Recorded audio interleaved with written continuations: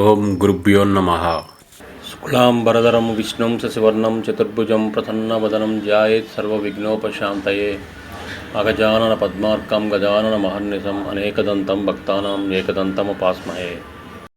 2024 సంవత్సరం ఫిబ్రవరి నెల కన్యా రాశి ఫలితాలు. ఈ రాశి వారికి గోచర రీత్యా రాశి యందు చంద్రకేతువులు, చతుర్థంలో శుక్రకుజులు, పంచమంలో రవి, షష్టమంలో శని, సప్తమంలో రాహువు, అష్టమంలో గురువు సంచరిస్తున్నారు. ఈ రాశి వారికి గ్రహముల సంచారం వలన ఈ నెలలో కూడా